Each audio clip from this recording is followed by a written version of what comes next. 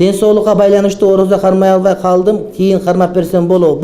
Бирок ден соолукка байланыштуу кандай колуңа тикене кирип кеттиби же чындап ооруп атасыңбы? Орозо кармасаң, ден соолугуң начарлап, олуттуу зыянга учурап кала турган болсоң, ошол оору болот. Анан кичине кулагың айры чагып кеткен болсо эле ошого ооруп калдың, орозо жабасаң, ал болбойт ал. Өзүң алдап атасың деген сөз. Ден соолугунда ар кандай маселе бар экенин айтып, орозо кармоого болуп болбош сурагандар бар. Аларга кандай жооп берет? 3 шарт менен. Биринчиси, ден соолугу кыйналып турат, орозо кармаса дагы оорусу күчөйүп кетет. Экинчиси, ден соолугу ооруп турат, орозо кармаса оорунун сакаюусу узагып алыстап кетет. Үчүнчүсү, ден соолугу жакшы эле турат, бирок орозо кармаса ооруп калуу ыктымалдуулугу басымдуулук кылат. Мына ушуну дарыгер тастап айткан болсо, анда бул адамдар орозо кармагандан бошотот. Анан жөн эле мен ушундай кармагам, жана мен деген тигиндей, мен деген ой деп айта берсеңиз, эми өзүңүз алдай бересиз. Өзүм эле орозо кармадым эле, ошо 2 күндөн кийин эле ооруп калып, азыркыда ооруп, оозум жабык. Анан кийин кандай болот? Ошондо мен карыз болуп каламбы дейт. Жок, орозо кармап атасыз, ачык болсуңуз. Азыр эми.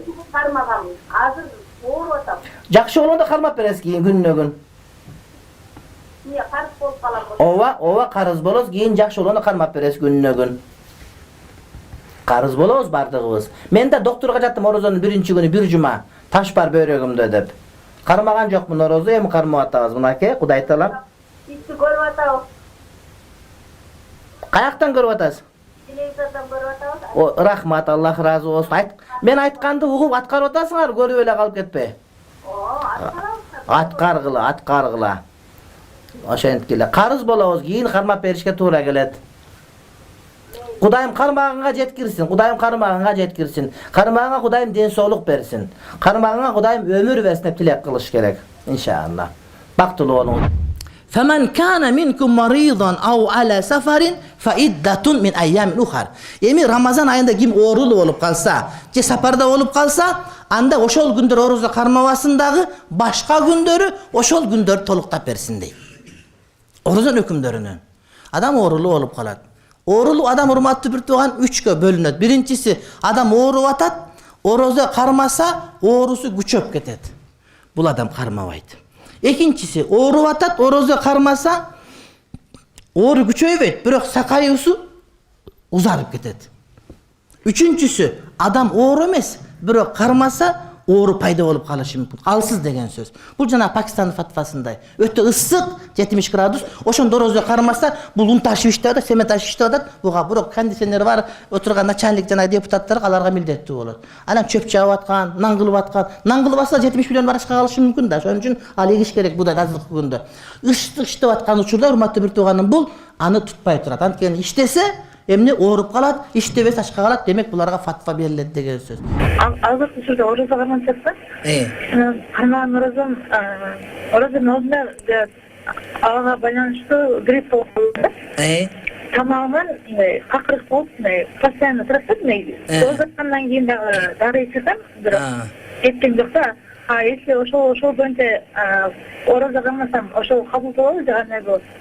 Орозоңуз кабыл боло берет, бирок сиз күндүз укол алсаңыз болот. Ошол гриппке каршы укол алсаңыз, ошону менен жакшы болсоңуз болот. Анткени таблетка ичсеңиз, анда орозоңуз бузулуп калат.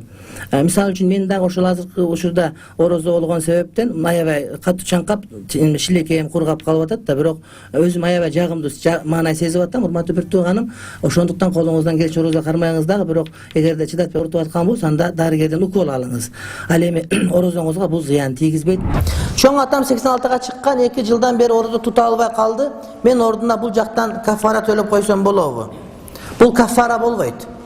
Карылыгы себептүү орозо кармай албай калса, кармай албай калган ар бир күн үчүн орозо битир өлчөмүнчө пидия төлөйт.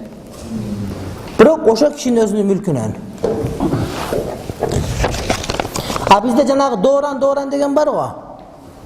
Ошо пидия төлөнбөй калган чогултуп коет да. Бизде 30-га чыгып Бавария өлүп калса деле дооран окуган туура эмес. Шейх Фани улгайган себептен намаз окуй албай калса, окуй албай калган ар бир намаз үчүн, тута албай калган ар бир орозосу үчүн пидия берет. Оору боюнча доктурдан сураш керек. Эгерде доктур тыюу салса, орозо кармаганга болбойт деген сөз. Биз айтабыз, мындай деген эреже бар шариатта, ал-адату хакиматун. Адат өкүмдар деген. Kээ бир учурларда шарият өкүмү айтат, адатыңарда кандай деп. Эми кесел болуп калган адамдар орозо кармаса болбойбу десе, ошол оорунун ээлери доктурлардын адатында, илиминде ушуга орозо кармаса болобу сурайбыз. Болбойт десе болбойт, болот десе болот. Бирок шарты бар, ошол доктур мусулман болуш керек. Кудайдан корккан. Мен аялым немесе орозондо өзү орозо Э. Анан мисалы орозо кармаганда бир жөнү болбой калды, мен сизден сурайын дедим эле кандай кылсак болот деп. Оорукчамы, жөнү арыкпы? Өзү ошол эмес, бардыгы жакшы турат. Орозо кармаганда эмне үлдүрөп калдыбы? Андай болгон жок болсо барып калды да такси. Эгерде доктурлар менен кеңесинде, эгер доктурлар оорукчан болуп калып коркунучу бар десе, анда бул адамга ооз ачкынга туура келет. Аны баксаңыз болбой, мында жөн күндөрү деле өзүңүз үнүңүз жакшы эле чыгып атат, жалап атат болсоңуз. Доктурга барыш керек. Аны мындай жанагыдай, мындай да караңыз, карышкын жана козуну байлатып чөп салсаңыз деле коз арыктай берет экен. Ошого мындай кайнежелер, кайненелер мында зучу кылган жери жокпу? Мында жиркилдей берсеңиз деген сөз да. Тамак бар болуп, кээде ушундай шарттар ыңгайсыз болуп калса адам семирбей калышы мүмкүн. Адамдын көңүлүн көтөрүш керек. Көңүлүн көтөрүүгө аракет кылыңыз, макулбу?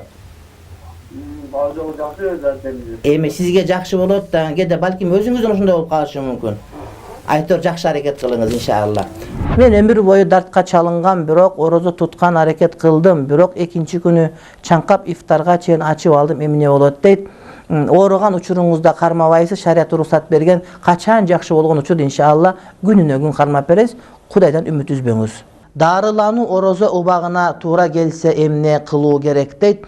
Орозо убагына дарылануу туура келип калса, дарыгер менен кеңешип көрөбүз. Эгерде ошол биздин дарыгерибиз орозодон кийинкиге дарылануу мөөнөтүн жылдырса болот деп айтса, анда жылдырып орозону кармап алабыз. Же ошол дарыны түн ичинде алганга болот десе, анда түн ичинде алабыз. Бирок биздин дарылануубуз денеге сүйкөө менен болуп, же укол аркылуу боло турган болсо, анда бул денеге сүйкөгөн дарылар менен укол аркылуу болгон дарылардан орозо бузулбайт, анда орозону кармай берсек болот. Орозо качан ошол мурундан же кулактан же көздөн же арканкы тешиктен, авреттен же ооздон дарыны ала турган болсо, иче турган болсо гана бузулат. Ал эми сүйкөп коюу менен же бир нурга кактап коюу менен же бир кан алдырып коюу менен же бир укол саюу менен дарылана турган болсо, анда орозо да кармай бересиз, дарылана бересиз. Ал убакта иншалла орозоңуз бузулган болуп эсептелбейт. Мен дарыланып бүттүм, орозо кармасам болобу же намаз окусам болобу дейт. Намазды дагы оку, орозону дагы карма. Сен курсагым ачты, нан жесем болобу, чай ичсем болобу дейсиң да. Нан менен чайды кошуп жешиң керек, ошол сыяктуу намазыңды дагы оку, орозоңду дагы карма. Дарыланып бүткөн болсоң, мына эртеңден баштап ниет кыл. Көп адамдар сурайт да, кече ачылып кетти, ооруп калдым, сапарда жүрдүм, башка болду. Эми бүгүн орозо кармасам болобу деп, ийгиликтин эрте кечи жок. Мына бүгүн иншалла ниет кыл, эртеңден баштап орозо кармаганга Кудайым орозоңду кабыл кылсын.